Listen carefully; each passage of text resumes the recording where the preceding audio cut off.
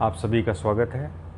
आज भारतीय संविधान का एक बहुत ही महत्वपूर्ण टॉपिक हमने कवर किया है इसमें, जिसका नाम है केशवानंद भारती बनाम केरल राज्य वाद या विवाद। ये टॉपिक एग्जामिनेशन का एक इम्पॉर्टेंट टॉपिक है। क्लास शुरू करने से पहले एक दो क्वेश्चन एग्ज़ाम के मैं थोड़े से डिस्कस कर लूँ आपसे, ताकि आपका इस टॉपिक से इंटरेस्ट बढ़ जाए इसमें। अगर मैं आपसे पूछूँ इसमें, सर्वोच्च न्यायालय ने अपने किस फैसले में संविधान की प्रस्तावना उद्देशिका को संविधान का एक अंग माना? और दूसरी तरफ ये पूछूं मैं आपसे, सर्वोच्च न्यायालय ने अपने किस फैसले में संविधान की उद्देशिका या प्रस्तावना को, प्रियम्बल को, संविधान का एक भाग नहीं माना? ये दोनों ही एक दूसरे के बड़े विपरीत से प्रश्न हैं, और सर्वोच्च न्यायालय के द्वारा दिए गए फैसले, ज़ाहिर सी बात है, ऐसे जब स्टेट में आते हैं तो एग्ज़ाम को हमेशा ही ऐसे अट्रैक्टिव पॉइंट्स जो है काफ़ी अट्रैक्ट करते हैं। तो हमने आज इसी टॉपिक को जो है थोड़ा सा एलोबरेट किया है इसमें, और इसके एलोबरेट करने में मेनली मैंने कुछ ऐसे पॉइंट्स कवर किए हैं इसमें जो एग्ज़ाम में पूछे गए हैं इसमें, और इनका डिस्क्रिप्शन भी बहुत बड़ा है इसमें, इसलिए बहुत पेशेंस के साथ सुने। टॉपिक बड़ा सिंपल लग रहा होगा, लेकिन जब हम बैकग्राउंड में जाएंगे तो तब आपको पता चलेगा कि ये कितना टॉपिक एनरिच्ड है आपको। तो सबसे पहले इस टॉपिक को हमने कवर कैसे किया है इसको देखेंगे ज़रा। केशवानंद भारती का केस जो है, इसको हमने कैसे कवर किया है कि एग्ज़ाम के बहुत सारे क्वेश्चंस को हम कवर कर पाए। सबसे पहले एक इंट्रोडक्शन लेंगे केशवानंद भारती केस का, उसके बाद हम इसके बैकग्राउंड में जाएंगे, और बैकग्राउंड में हमें पढ़ना होगा थोड़ा सा शंकरी प्रसाद का केस, गोलकनाथ का केस, और फिर केशवानंद भारती में आएंगे, क्योंकि ये केशवानंद भारती का केस जो है 1973 में, ये इसके बैकग्राउंड के केसेस के साथ थोड़ा सा इन्फ्लुएंस्ड है, और उसको हम कवर करेंगे। नेक्स्ट हम बात करेंगे इंपॉर्टेंट कंसेप्ट एंड फैक्ट्स। इस टॉपिक से रिलेटेड कौन कौन से इंपॉर्टेंट कंसेप्ट एंड फैक्ट्स हैं जो कि संविधान के सब्जेक्ट यानी कॉन्स्टिट्यूशन के जो पेपर हैं उसमें आने वाले एग्ज़ाम के लिए काफ़ी प्रॉफिटेबल भी होंगे और आ भी चुके होंगे। और लास्ट में हम बात करेंगे आउटकम और रिज़ल्ट इस फैसले से। ये विवाद जो था, केशवानंद भारती विवाद जो था, इससे कौन कौन सी चीज़ें बाहर आएँ जिससे कि भारतीय संविधान का वर्तमान का स्वरूप निर्धारित होता है। तो इतना सारा सेगमेंट है कि इतना सारा क्वेश्चन से एग्ज़ाम में पूछा गया है कि आप अगर इसको एक एक क्वेश्चन भी मान लें इसमें, तभी भी आपको मोर देन 15-20 क्वेश्चन तो ऐसे ही मिल जाएगा, यानी कि एक बहुत इंपॉर्टेंट टॉपिक है। स्टार्ट करते हैं इंट्रोडक्शन पार्ट्स। इंट्रोडक्शन पार्ट में सबसे पहले हम केशवानंद भारती जैसे वर्ड को क्लियर कर लें। इसमें केशवानंद भारती को दक्षिण का शंकराचार्य या केरल का शंकराचार्य के नाम से भी जानते हैं। हमें इस वर्ड को थोड़ा सा क्लियर करना होगा इसमें कि केरल का शंकराचार्य, शंकराचार्य शब्द का यूज़ जो है ये भारत में हिंदू संस्कृति के साथ जुड़ा हुआ, यानी कि हिंदू संस्कृति में जो मठाधीश होते थे, ये मठाधीश में ये शंकराचार्य वर्ड का प्रयोग किया जाता है। तो दक्षिण भारत में केरल में जो मठ था, उसके जो मठाधीश थे, एडनीर नामक मठ था, एडनीर वर्ड भी पूछा जाता है।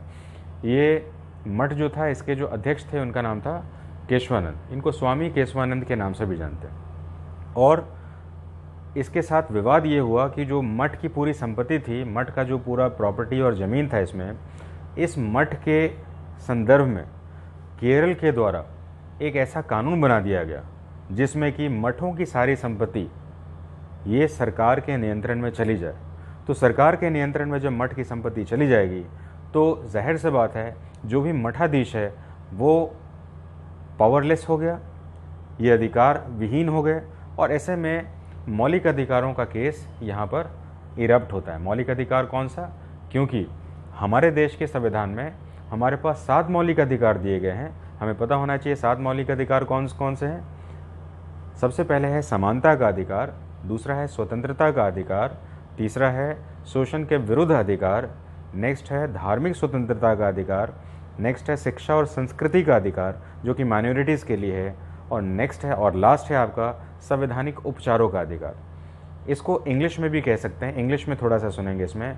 Right to equity, number 2 right to freedom, next है right against exploitation, right to religious freedom, right to culture and heritage, right to constitutional remedies. ये 6 मौलिक अधिकार, 6 मौलिक अधिकार वर्तमान में है, और मूल संविधान में 7 मौलिक अधिकार थे जिनको संपत्ति का अधिकार भी जिसमें रखा गया था। तो हमने 5-6 की बात कर ली, और एक 7वां राइट टू प्रॉपर्टी, इसको भी हमें जोड़ लेना है, तो 7 थी। क्योंकि आज अभी वर्तमान में संपत्ति का अधिकार को नहीं रखा गया है, इसलिए वर्तमान में 6 मौलिक अधिकारों की बात मैंने की है। तो हम बात कर रहे हैं इसमें कि केशवानंद भारती का केस कैसे आया। इसमें कि वो मठाधीश थे और केरल सरकार ने एक ऐसा कानून बना दिया जिसमें कि मठों की संपत्ति सरकार को चली जाएगी, और इस कानून का नाम था two state land reform act. ये भी एग्जाम में पूछा जाता है, two state land reform act. इस कानून के तहत जो है मठों की संपत्ति सरकारों के पास आ जाएगी। तो संपत्ति का अधिकार एक मौलिक अधिकार है, और ये अगर सरकार ले लेगी तो संपत्ति का अधिकार से रिलेटेड भी क्वेश्चंस आएंगे। आप कहेंगे संपत्ति का अधिकार तो है नहीं, लेकिन हम बात कब कर रहे हैं, 1973 में कर रहे हैं, और संपत्ति के अधिकार को हमारा 1978 में हटाया गया था, अभी तो है इसमें। तो संपत्ति का अधिकार भी मौलिक अधिकारों में जाता है। और दूसरा, धार्मिक स्वतंत्रता के अधिकार में भी हमारा आर्टिकल इससे इन्फ्लुएंस होता है। कौन सा आर्टिकल इन्फ्लुएंस होता है, आर्टिकल 25 और आर्टिकल 26। यानी कि आपको अपने धर्म के अनुसार अनुसरण करने का अधिकार और धर्म की संपत्ति और उसका विस्तार करने का अधिकार धार्मिक कार्यों के लिए। तो ये अधिकार आपका एक मौलिक अधिकार है। और इन अधिकारों के अगेंस्ट में अगर किसी राज्य सरकार ने कानून बना दिया तो जाहिर सी बात है एक विवाद का इशू था। और इस विवाद को केशवानंद, जब केस था, जो स्वामी केशवानंद थे, उनके जो वकील थे उनका नाम था नाना भाई पालकीवाला। एग्जाम का बड़ा अच्छा क्वेश्चन है इसमें। नाना भाई पालकीवाला ने ये केस को स्वामी केशवानंद का केस को लड़ा, जिसके कारण इनका नाम भी बड़ा एग्जाम में पॉपुलर है इसमें। तो नाना भाई पालकीवाला ने इस केस को केरला हाई कोर्ट में पिटीशन दायर किया इसमें, क्योंकि ये मौलिक अधिकारों का उल्लंघन था, इसलिए ये हाई कोर्ट और सुप्रीम कोर्ट में सीधे जा सकता। तो ये हाई कोर्ट में डाला गया क्योंकि केरला हाई कोर्ट के इस कानून के, कौन सा कानून, two state land reform act के खिलाफ में जो है, क्योंकि वो मौलिक अधिकारों का उल्लंघन करता है। कौन कौन सा मौलिक अधिकार था इसमें, जाहिर सी बात है धार्मिक स्वतंत्रता का अधिकार था, और इससे जुड़े और भी कुछ अधिकार हैं जिसको हम बाद में पढ़ेंगे। अभी सिर्फ धार्मिक स्वतंत्रता को पढ़ेंगे, क्यों धर्म से रिलेटेड जो संपत्ति थी उसको अधिग्रहण करने की बात हो रही थी। और इस कानून में कहा गया था इसमें कि सरकार जो है ट्रस्ट, जो भी धर्म से रिलेटेड जो ट्रस्ट हैं, क्योंकि धार्मिक जो ट्रस्ट थे वो काफ़ी बड़े होते थे और उनकी संपत्तियां भी बहुत होती थी, तो इसलिए सरकार ने जो है उन जगहों पर थोड़ा सा फोकस किया और उसको अधिग्रहण करने की बात कही। नाना भाई पालकीवाला ने पिटीशन दायर की हाई कोर्ट में, और हाई कोर्ट में ये पिटीशन दायर होने के बाद मुकदमा चला, लेकिन केशवानंद, स्वामी केशवानंद का ये केस वहाँ पर वो हार गए।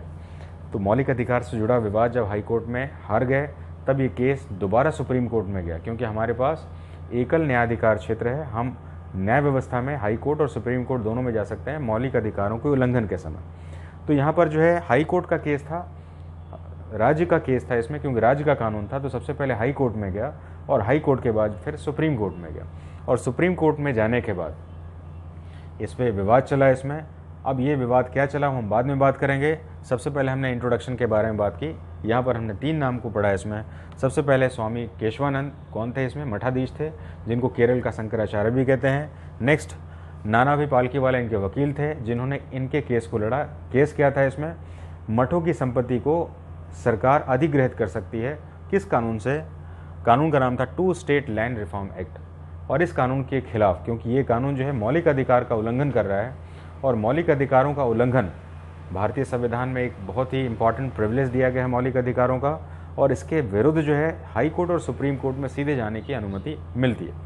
तो हमने एक इंट्रोडक्शन पार्ट लिखा। अब हम आते हैं बैकग्राउंड में कि एक्चुअली में ऐसा हुआ क्या कि ये मौलिक अधिकारों का उल्लंघन शुरू हो गया। तो बैकग्राउंड में जब हम जाते हैं हमें यहाँ पर मूल रूप से इसके 2 केस पढ़ने हैं, केशवानंद तो तीसरा केस है। तो सबसे पहले है शंकरी प्रसाद केस, दूसरा है गोलकनाथ केस, और तीसरा केशवानंद केस। तो शंकरी प्रसाद केस 1951 में आए, उनके बारे में थोड़ा सा डिस्क्रिप्शन लेंगे। भारत में आज़ादी के बाद जब नया देश स्थापित हो गया था भारत, तो भारत में विकास कार्यों के लिए सरकार के पास भूमि की आवश्यकता थी, और भारत में उस समय ज़मींदारी प्रथा होने के कारण भूमि का जो केंद्रीकरण जो था वो पूरी तरह से ज़मींदारों के हाथों में था, जिसके कारण विकास कार्यों के लिए सरकार को कई बाधाएं आ रही थी। तो सरकार ने इस चीज़ को देखते हुए संसद में एक कानून बनाया जिसका नाम था भूमि सुधार, और भूमि सुधार कानून को भारतीय संविधान का पहला संशोधन 1951 में जोड़ा गया। हमें ध्यान रखना होगा शंकरी प्रसाद का जो केस था इसी से जुड़ा हुआ। तो सरकार ने जब भूमि सुधार कानून बनाया जिसमें भूमि अधिग्रहण करने की बात हुई, यानी कि इनडायरेक्टली देखा जाए तो मौलिक अधिकार, राइट टू प्रॉपर्टी, संपत्ति के अधिकार को छीनने की बात हुई या उसको अनक्रॉच करने की बात हुई। तो ऐसे अधिकार में, क्योंकि देश की संसद ने कानून बना दिया है इसमें, तो शंकरी प्रसाद ने देश की संसद के द्वारा बनाए गए मौलिक अधिकार के खिलाफ इस कानून के इन्होंने एक रिट दायर किया, और इसके ऊपर बाद में फैसला आया, उसके ऊपर बात करें। शंकरी प्रसाद के केस में जब इन्होंने अपील की इसमें कि ये तो मौलिक अधिकारों का उल्लंघन है, सरकार जो है ऐसा कानून कैसे बना सकती है जिसमें हमारी संपत्ति के अधिकार को छीन लिया जाए, क्योंकि ज़मीन तो एक संपत्ति है और उसको छीनने की बात, अधिग्रहण करने की बात हो रही है, तो इसलिए उन्होंने केस दायर किया। लेकिन इस समय सुप्रीम कोर्ट का जो फैसला है वो हमें ध्यान देने की है। सुप्रीम कोर्ट उस समय उनका जो इम्पोर्टेंस था, या उस समय नए आज़ाद भारत में सुप्रीम कोर्ट का जो कद था प्रधानमंत्री के कद के सामने थोड़ा कम था, और इस आधार पर हम कह सकते हैं कि सुप्रीम कोर्ट इन्फ्लुएंस था प्राइम मिनिस्टर के पोस्ट के आगे। और शंकरी प्रसाद के केस में मौलिक अधिकारों के उल्लंघन के बाद भी सर्वोच्च न्यायालय ने फैसला दिया कि, इसलिए बहुत स्लो बोल रहा हूँ क्योंकि एग्जाम के क्वेश्चन है, मौलिक अधिकारों की सुरक्षा जो सर्वोच्च न्यायालय के अंतिम अधिकार क्षेत्र में आती थी, वहाँ पर फैसला क्या आता है कि नहीं, संसद चाहे तो संविधान के किसी भी भाग में परिवर्तन कर सकती है, ये संसद का अधिकार क्षेत्र है। इस बात को हमें भूलना नहीं है। 1951, ये 1951 क्यों है इसमें? क्योंकि 1951 में देश का पहला संविधान संशोधन भूमि सुधार को किया गया था, और इसके तहत जो है संपत्ति को अर्जित करने का अधिकार सरकार के पास आ गया। उसका मुआवजा देती है लेकिन सरकार संपत्ति को ले सकती है। और दूसरी इंपॉर्टेंट बात इसमें यह थी कि अगर संपत्ति लेती है इसमें और इससे जुड़े हुए विवाद अगर कोर्ट में जाते हैं तो इसका कोर्ट भी ज्यूरिडिक्शन नहीं कर सकती, यानी न्यायाधिकार के क्षेत्र में नहीं आएगा, क्योंकि संपत्ति का अधिकार जो है इससे वायलेट हो रहा था, लेकिन फिर भी संसद ने ऐसा प्रोविज़न बनाया। तो शंकरी प्रसाद ने इस केस को लड़ा, लेकिन बाद में वर्डिक्ट आया है। रिजल्ट क्या है इसमें कि इस पर संसद के कानून को बनाने का अधिकार है और किसी भी भाग में वो कानून बना सकती है। तो शंकरी प्रसाद का ये वाला केस एग्ज़ाम में पूछा जाता है, जैसे कि सर्वोच्च न्यायालय के किस फैसले में कहा गया कि संसद संविधान के किसी भी भाग में या किसी भी मौलिक अधिकार में परिवर्तन करने का अधिकार रखती है। शंकरी प्रसाद केस 1951, क्योंकि यहाँ पर कौन से अधिकार का एनक्रोच हुआ था? हमारा संपत्ति के अधिकार को। संपत्ति के अधिकार को आर्टिकल 31 में रखा गया था, जिसको बाद में हटा दिया गया। तो हम यहाँ पर शंकरी प्रसाद को केस को देखते हैं। फिर हम गोलकनाथ केस में आते हैं। अब हमारा जो है सर्वोच्च न्यायालय थोड़ा मैच्योर हो चुका था, 1967 का पीरियड आ चुका था, और भारत में जो राजनीतिक जो व्यक्ति जो था उस समय सबसे शक्तिशाली प्रधानमंत्री के पद पर, वो इंदिरा गांधी आई थी इसमें। और इंदिरा गांधी ने अपने राजनीति की शुरुआत की थी। इंदिरा गांधी का टेन्योर 1966 से लेकर 1977 लगातार, और फिर 1980 से 84 तक का उनका टेन्योर, उनकी मृत्यु तक का टेन्योर उनके पास रहा। तो हमें ध्यान रखना होगा, गोलकनाथ का केस जो है वो इंदिरा गांधी के समय आया था, और इंदिरा गांधी के समय ये केस चल रहा है। इस केस में क्या हुआ, गोलकनाथ का एपिसोड हमने पहले भी एक वीडियो में दिया है, इसमें सिर्फ शॉर्ट डिस्क्रिप्शन देंगे, उसको आप ज़रूर देखिएगा, वो भी एक बहुत इंपॉर्टेंट गाइडलाइन है इसमें। गोलकनाथ के केस में उनकी भी ज़मीन को, ये पंजाब राज्य के साथ विवाद हुआ था, उनकी भी ज़मीन को अधिग्रहित कर लिया गया था, क्योंकि लैंड रिफॉर्म आने से, भूमि सुधार आने से अब जमींदारी व्यवस्था को ख़त्म करके भूमि का अधिकार अब उसको डिसेंट्रलाइज किया जाए, या तो केंद्र सरकार के पास आ जाए, उसकी संपत्ति मान ली जाए, और सरकार को निर्णय लेने का अधिकार होगा, इसका यूज़ कैसे करेगी जनता के विकास के लिए। तो हम देख रहे हैं गोलकनाथ के केस में भी जो है हेनरी और विलियम नामक दो भाई थे, जिनकी ज़मीन 500 एकड़ की ज़मीन ले ली गई थी, और उसके खिलाफ मुकदमा चला। और बाद में सुप्रीम कोर्ट यहाँ पर क्या कहता है, ज़रा ध्यान से देखने की बात। सुप्रीम कोर्ट ने इस फैसले में कहा कि, गोलकनाथ वाले फैसले में कहा कि संसद के पास मौलिक अधिकारों में परिवर्तन का अधिकार नहीं है, सीमित है, मौलिक अधिकारों को परिवर्तन नहीं कर सकते। तो जाहिर सी बात है कि जिस क्षेत्र में इंदिरा गांधी के फादर नेहरू जी ने, जवाहरलाल नेहरू ने मौलिक अधिकारों के एनक्रोच के लिए जब कानून बनाया था इसमें, तब वो चीज़ वैलिडेट हो गया था। सुप्रीम कोर्ट ने कहा था कि हाँ कर सकती है, और यहाँ पर इंदिरा गांधी के टेन्योर में सर्वोच्च न्यायालय ने कहा कि नहीं, इसको एनक्रोच नहीं किया जा सकता है। और फिर ये ज़मीन जब वापस देने की बात हुई तो इंदिरा गांधी का जो टेन्योर था वो पार्लियामेंट के सुप्रीमेसी का टेन्योर था।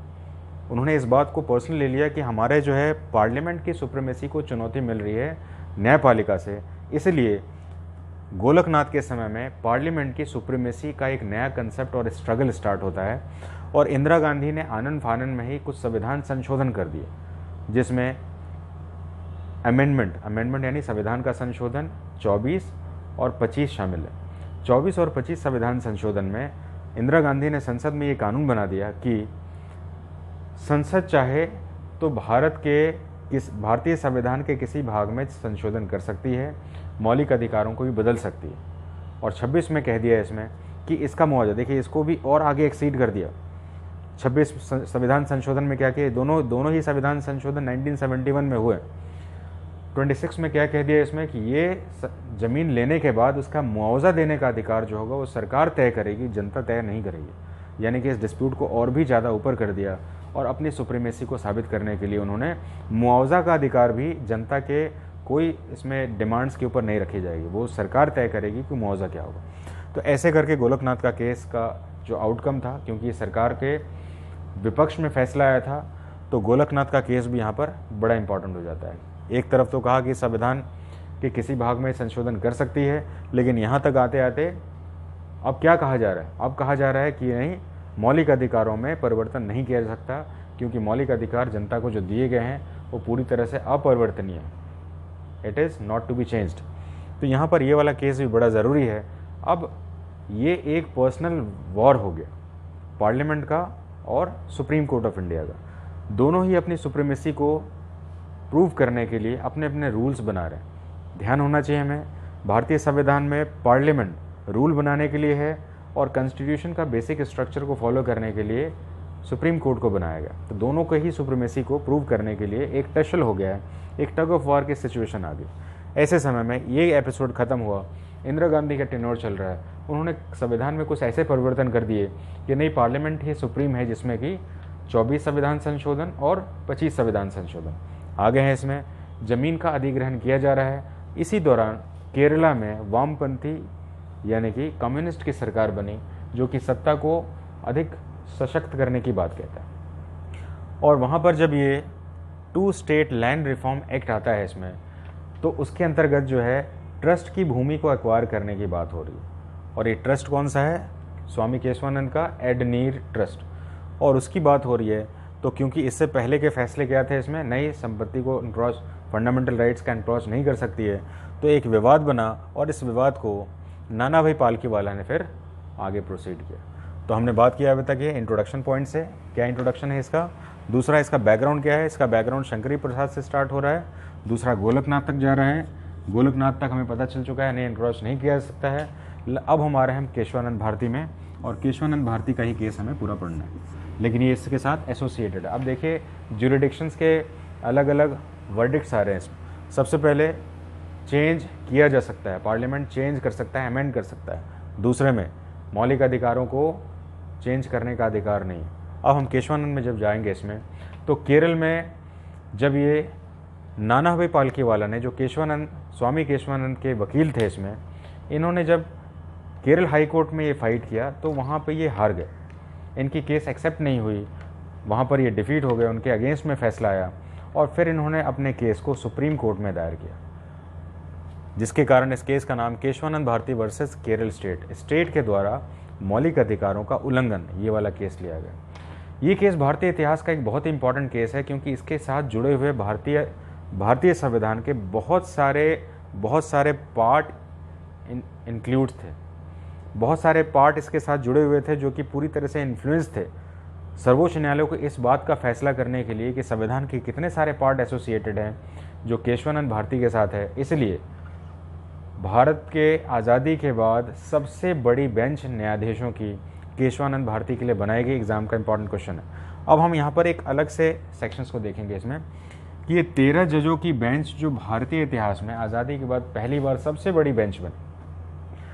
हमें यहाँ पर एक नोट में पॉइंट समझना होगा इसमें कि भारतीय संविधान का आर्टिकल 143 कहता है कि मिनिमम 5 जजों का बेंच होना चाहिए अगर संविधान या बेसिक स्ट्रक्चर से रिलेटेड कोई क्लाउज आता है, तो कोई डिस्प्यूट आता है तो। लेकिन यहाँ पर 13 जजों की बेंच क्यों बनाई गई? इससे पहले जो गोलकनाथ का केस था 11 जजों की बेंच थी, ये 13 जजों तक क्यों पहुँच गए? इसमें इतना बड़ा क्या इशू हो गया इसमें? तो इस इशू के लिए हमें थोड़ा सा एक ब्रीफ जानना होगा। तो सबसे पहले 13 जजों की बेंच भारतीय इतिहास में पहली बार किसी केस के लिए अगर बनाई गई है तो उसका नाम है केशवानंद भारती केस। क्यों बनाई गई है इसके बारे में बात करेंगे, क्योंकि ये भारतीय संविधान के आर्टिकल 368 के साथ जुड़ा हुआ था। ये भारतीय संविधान के फंडामेंटल राइट्स आर्टिकल 25, 26 को भी इन्फ्लुएंस करता था, क्योंकि ये भारतीय संविधान के फंडामेंटल राइट्स आर्टिकल 21 का इन्फ्लुएंस कर रहा था, क्योंकि ये भारतीय संविधान का आर्टिकल 31 से भी जुड़ा हुआ था, और उसके बाद ये भारतीय संविधान का 25, 24 और 25 से भी जुड़ा हुआ था अमेंडमेंट्स। भारत के संविधान के इतने सारे स्ट्रक्चर्स को केशवानंद भारती पूरी तरह से इन्फ्लुएंस कर रहा था, इसमें पूरी तरह से उससे लिंक्ड अप था, और इतने बड़े क्षेत्र की सीमा के साथ जुड़े होने के कारण भारत में पहली बार 13 जजों की बेंच इस केस के लिए बनाई गई। हमें ध्यान रखना होगा, इतने सारे क्लाउजेस जुड़ने के कारण सबसे बड़ी बेंच बनाई गई। थोड़ा सा इसका एक बैकग्राउंड का स्ट्रक्चर देख लेते हैं इसमें। तो ये आर्टिकल 368 क्या है? आर्टिकल 368 कहता है संविधान संशोधन की प्रक्रिया। भारत में संविधान संशोधन की प्रक्रिया जो है वो भारत का संसद कर सकता है, संविधान में संशोधन कर सकता है। तो ये कैसे जुड़ा हुआ था? क्या भारत का संसद भारत के जो मौलिक अधिकार नागरिकों को दिए गए, क्या उसमें संशोधन करने का अधिकार रखता है? क्योंकि यहाँ पर तो राइट टू प्रॉपर्टी वाला बात हो रही है। संशोधन किया जा रहा है किससे? आर्टिकल 368 से। आर्टिकल 368 क्या कहता है? भारतीय संविधान में संशोधन करने की प्रक्रिया को आर्टिकल 368 में बताया गया। तो संशोधन क्यों इन्फ्लुएंस हो रहा है इससे, क्यों इससे इफेक्टेड हो रहा है? क्योंकि भारत में राइट टू प्रॉपर्टी, संपत्ति के अधिग्रहण की बात भी की जा रही है। तो जाहिर सा बात है आर्टिकल 368 इन्फ्लुएंस हो रहा है। अब हम बात करेंगे इसमें आर्टिकल 25 और आर्टिकल 26 कैसे इन्फ्लुएंस हो रहा है, जो कि फंडामेंटल राइट्स। ये फंडामेंटल राइट का धार्मिक स्वतंत्रता का अधिकार, राइट टू रिलीजियस फ्रीडम का अधिकार को एनक्रोच कर रहा है, आर्टिकल 25 और 26। 25 हमें धर्म को चुनने का अधिकार, धर्म को प्रसार करने का अधिकार देता है, और उसके लिए मठों को, मंदिरों को और उसके विस्तार की जानकारी, विस्तार के अधिकार क्षेत्र को देता है। यानी हमें धर्म को मानने की स्वतंत्रता, हम जिस धर्म के हैं उसको मानने की स्वतंत्रता, और बाद में अपनी उस धर्म को मानने वाला जो प्रतीक है, चाहे मंदिर है, मस्जिद है, चाहे कुछ भी है, उनके साथ जुड़कर उसके प्रचार और उसका विस्तार करने की स्वतंत्रता देता है। तो जाहिर सा बात है ये मौलिक अधिकारों में आर्टिकल 25 और 26 को भी यहाँ पर इन्फ्लुएंस कर रहा है इसमें। तो यहाँ पर क्या ये अधिकार इससे जुड़ते हैं कि नहीं? नेक्स्ट आते हैं आर्टिकल 29। आर्टिकल 29 जो है भारत में ये मेनली अल्पसंख्यकों के लिए बनाया गया है, जिसको हम कहते हैं शिक्षा और संस्कृति का अधिकार। हमें ध्यान रखना होगा ये आर्टिकल 29 कैसे जुड़ा, क्योंकि ये तो हिंदू था और हिंदू माइनॉरिटी तो है नहीं, तो फिर ये कैसे जुड़ा? इसको आर्टिकल 29 को ध्यान से समझिएगा जरा। क्योंकि भारत में केरल राज्य तो भारत का ही, और जब भारत में मठों की संपत्ति लेने का अधिकार, मठों की संपत्ति को अधिग्रहित करने का अधिकार जब वहाँ की विधायिका ने कानून के साथ बना दिया, तो मठ हिंदू का है, तो आने वाले समय में तो माइनॉरिटीज़ यानी क्रिश्चियन भी होंगे, इस्लाम भी होंगे, बुद्धिस्ट भी होंगे, ये जो भी माइनॉरिटीज़ होंगे वो भी तो इनके अंदर में आएंगे इसमें। क्योंकि कानून में तो हिंदू नहीं लिखा हुआ, कानून तो लिखा हुआ कि संपत्ति, मठों की संपत्ति, रिलीजियस प्लेसेस की संपत्ति लेने का अधिकार। तो फिर तो आर्टिकल 29 जो शिक्षा और संस्कृति, यानी कि जो शिक्षा के लिए, अपनी संस्कृति के विकास के लिए जो प्रतीक हैं, मंदिर, मस्जिद या जो भी है इसमें, यहाँ पर मंदिर तो मेजॉरिटी के लिए है, बाकी जो माइनॉरिटीज़ कम्युनिटीज़ आती हैं इसमें उनके लिए, तो क्या उनकी भी संपत्ति को अधिग्रहित किया जा सकता है कि नहीं? तो आर्टिकल 29 इससे इफेक्टेड हुआ। नेक्स्ट हम बात कर रहे हैं आर्टिकल 31। आर्टिकल 31 हमें संपत्ति का अधिकार को मौलिक अधिकार कहता है। तो आर्टिकल 31 संपत्ति का अधिकार मौलिक अधिकार है, और आपने मठ की संपत्ति ले ली, तो मठ की संपत्ति आपने ले ली तो इस प्रॉपर्टी का राइट कहाँ पे रहा? तो आर्टिकल 31 भी इससे इंट्रोड्यूस्ड हुआ। इसके बाद हम अमेंडमेंट 25 और 26 को भी पढ़ेंगे। अमेंडमेंट 24 क्या कहते हैं? कितने सारे रूल्स हैं, इसलिए केशवानंद भारती एग्जाम का इंपॉर्टेंट क्वेश्चन है आपको। अमेंडमेंट 24 क्या कहता है इसमें? अमेंडमेंट 24 कहता है कि संसद देश के लिए संविधान में किसी भी क्लाउजेस पर कानून बनाने का अधिकार रखती है, वो मौलिक अधिकारों के ऊपर कानून बनाने का अधिकार भी रखती है।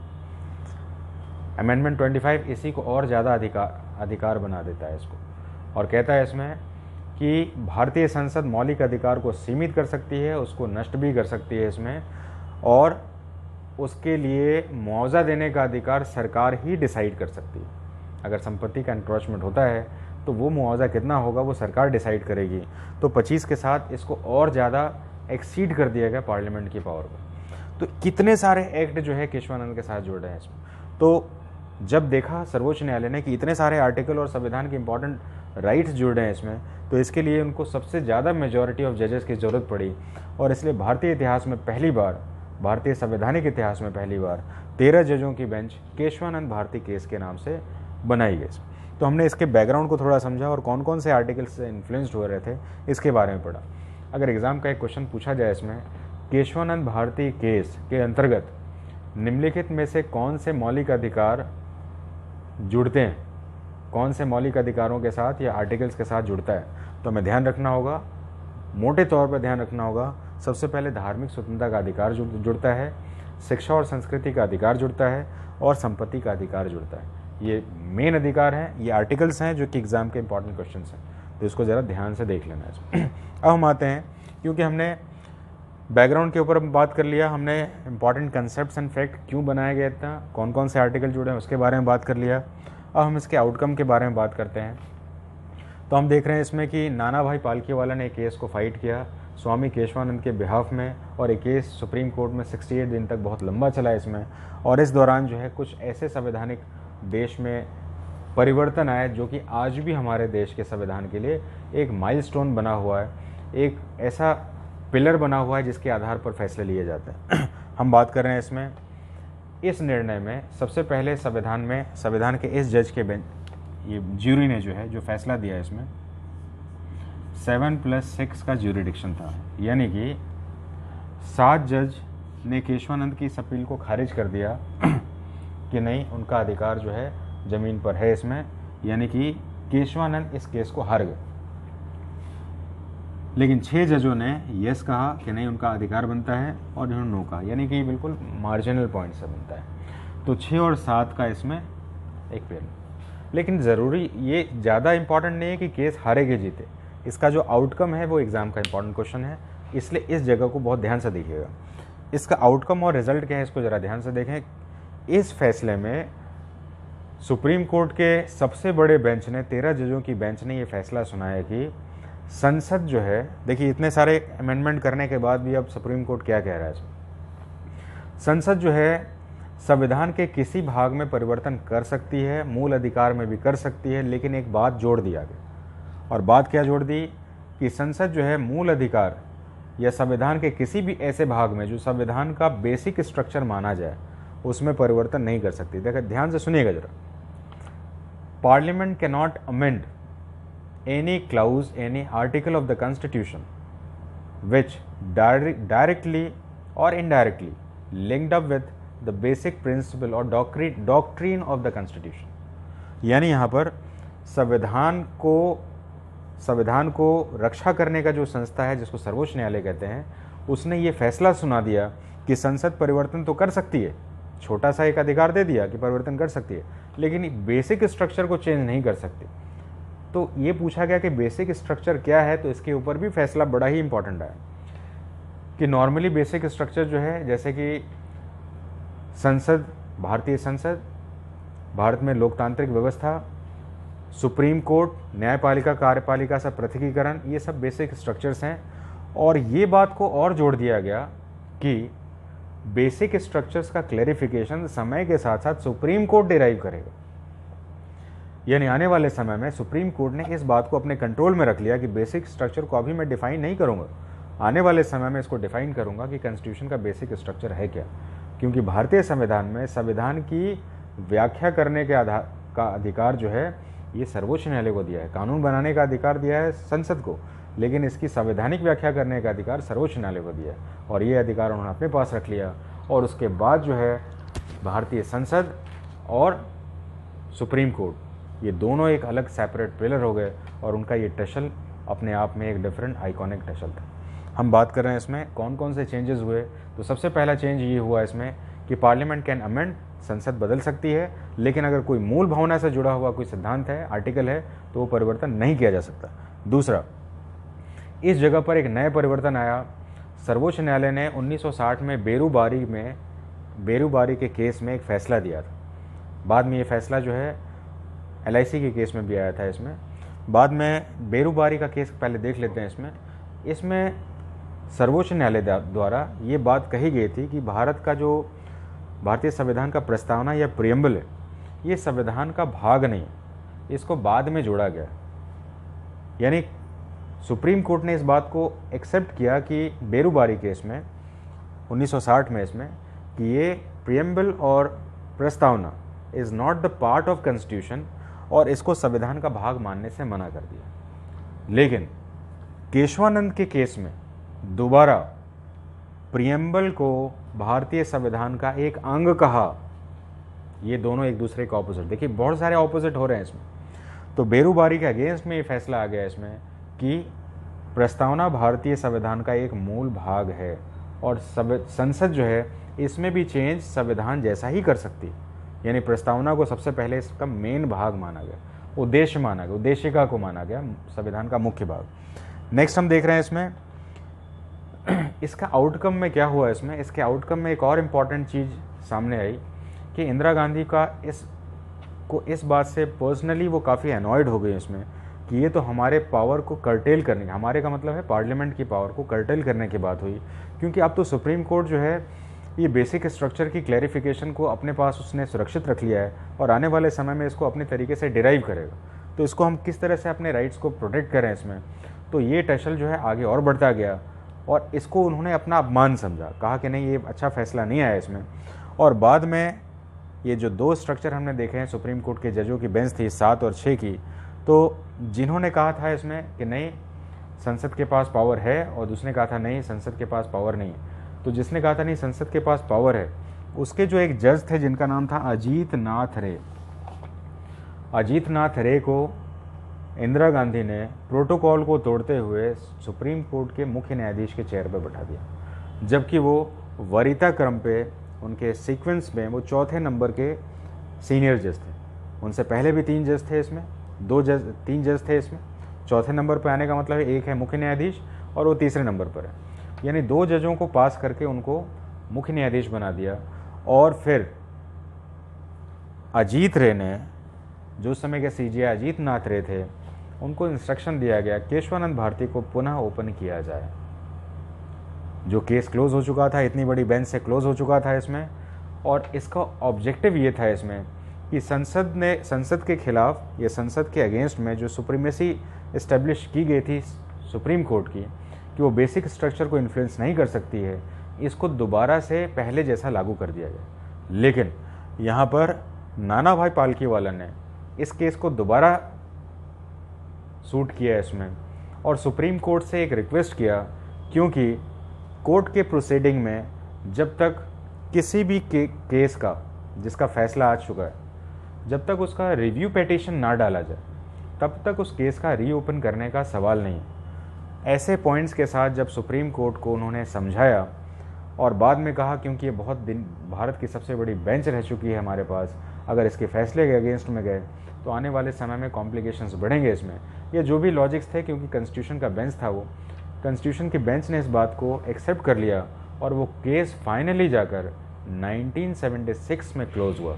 कहा गया कि चलो ठीक है, अभी केस को रीओपन नहीं किया जाएगा। तो केशवानंद भारती से जुड़े हुए इतने सारे विवाद हैं।